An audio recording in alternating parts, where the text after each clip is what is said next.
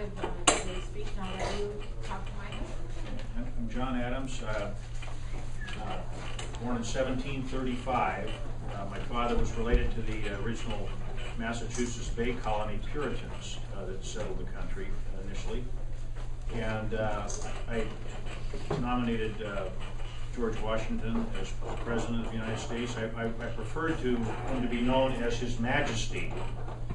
I wanted some very eloquent names for what became later the term of president, but we felt that we needed some very high-level name. And so George Washington was a great leader, basically saved our country during the Revolutionary War, Battle of Trenton, going across the Delaware River in the snow. And he didn't want that kind of high, lofty title. He really was more comfortable just eventually settling on the word president. And the bravery that was, he was accepted as a leader, known across the colonies as the best leader, and natural to be the first official president of our country, although there were other leaders he'll talk about. I was educated at Harvard, started Harvard College at age 16. I have a pretty high ego. I think a lot of myself. And Abigail, very highly educated, would bring me back down to earth very quickly. She would bring me back to my humble sort of roots. And I was a farmer. I taught school for a lot of years, and then decided to become an attorney, a lawyer, in addition to being a farmer. In those days, when you served our country, you served it for a period of time, and then you went back to being your normal job. Mine was an attorney and a farmer. I served as George Washington's vice president for 8 years, and then in 1797 was elected president for one term. Thomas Jefferson was my vice president, and I really wanted a second term as president, but didn't make it. Thomas Jefferson succeeded me, and we were initially sort of against each other. We respected each other, no question about it. And so we kind of had periods of times where we didn't talk during the years. Eventually, we died on the same day, July 4th, 1826. It was an amazing time. Abigail, in those times, the houses were very rustic. There wasn't heat other than a fire, kind of smoky, cold. You had to go out and get all your own food, grow your own food. We were the first residents of the White House, which was not like it is today. It was very rustic. No lawns, mud on the way in. Very, very rustic and not very comfortable. And Abigail was always my anchor. And so we were separated for about 14 years when I was going across the Continental Congresses and also overseas into Europe as an ambassador to basically France and the Netherlands and that kind of thing. But always wrote letters back and forth, and those letters we cherished. And when did you die? 1826. Were you a supporter of the War of 1812? Was I a supporter of the War of 1812? I'd have to think about that. Let me get back to you on that. That's a good question. If George Washington, you and your wife died, then how are you here talking to us right now? Well, we're just reflecting back as if we're a mirage, sort of, and looking back in time. How old were you? I was 90 years old. That was really old. Yeah. I know. And I mean, that's still old for today, but that was Yeah. very long life. How long did you die on July 4th? You know, it's an interesting question. Why did Thomas Jefferson and I die the same day? In later years, we became friends, and that's an interesting question. It's how did that happen? The coincidence of that is amazing. Right on Independence Day, when you think about it. How was Thomas Jefferson the same age as you? He died? No, he was younger, but died on the same day. This is for Andrew. Did you try any other methods of trying to think of stuff to make you healthy and live longer? Because when they went out to church, this one man got cancer, and he went back to where he lived, and then he lived till he was 98, still living.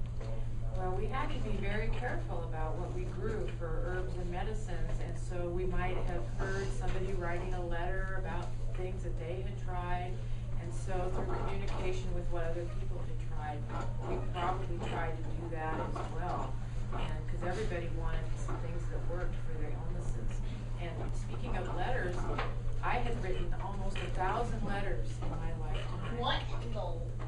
Yes, and you would have to wait for information to come back. You couldn't pick up the phone and call and say, well, does this work or does that work? So you had to be very careful about some things that you do. Letters would take a long time to arrive. They were delivered by horse.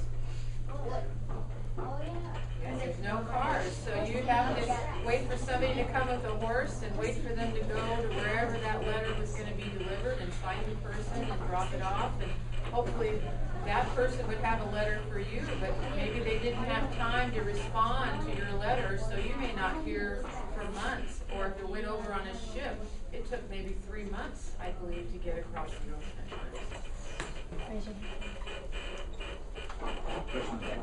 How she was saying about the how long it took for the mail letters, was the Pony Express? No, that was way after. Pony Express was much later. These letters were delivered horse and some people walking, and eventually maybe some carts, but very slow. The Took a Pony long Express time. didn't come till the 19-somethings, right? Late 1800s. Yeah. We we ate a lot of fresh vegetables. We ate and canned certain things, dried fruits and vegetables. Everything we ate we grew basically, and so there was no 7-Eleven, there was no Albertsons, there was no Safeway, Zupans. Pardon? As we're looking back, we're just in a vision looking back. So, You guys are right. any other questions? I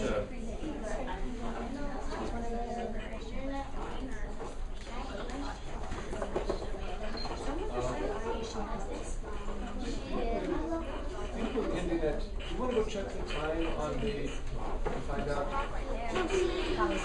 Okay.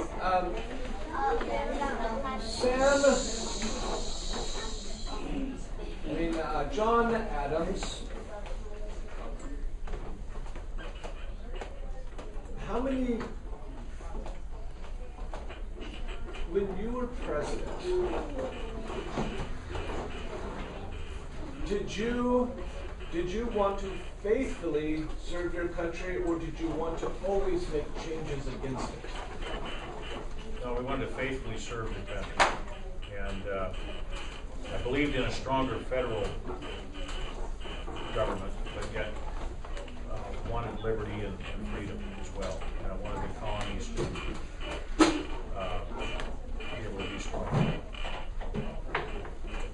My husband was so dedicated to starting our country that we would be separated for years. He would not see his children grow up and walk their first steps and talk because he was out fighting for our country and helping to create the Declaration of Independence and reestablishing our relationship with Europe.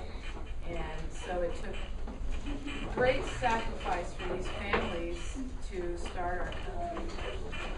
It wasn't just 4 years, it was 7 years or 3 years at a time, and he would come home and we would have a great reunion, and then he would have to leave again to do something else. Very delicate times trying to patch together alliances with France and various things, and without the financing from France, likely, possibly would not have succeeded as a country What at the time. the soldiers from Spain and financing from that? It wasn't Right. Netherlands.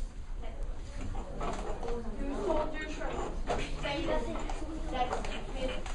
Spain and Netherlands both feared Britain a lot. We had a lot of foreign support. And that was partially not so much because they loved America.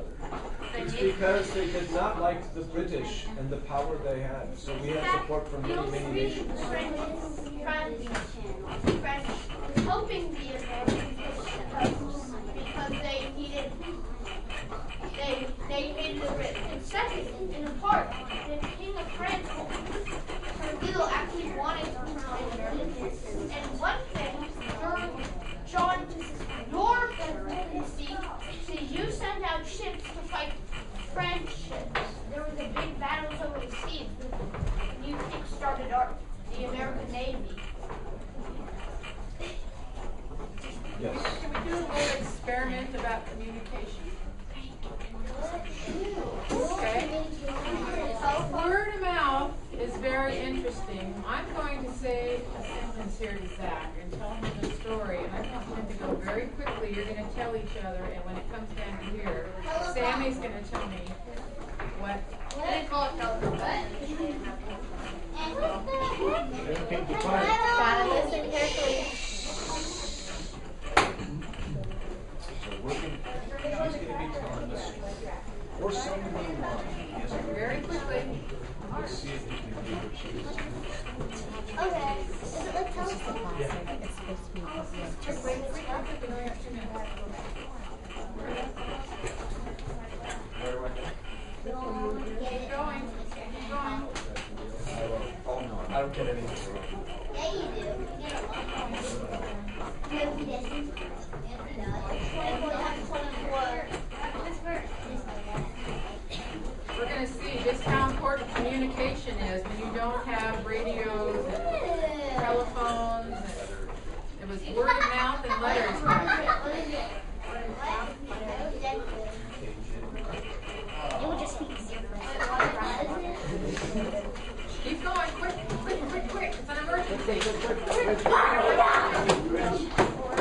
How many people you got? 15, close to 15 seconds. Really quick, I'm going to start another one. I didn't get it either. Keep going. Just say what you think it was. Hurry. I got it now. You just say. Horse in the fire has butter in it. Right? Let's switch to this side. The rule that we've got is so loud. That's important. It's something Keep going. No. You started a new one. So maybe you could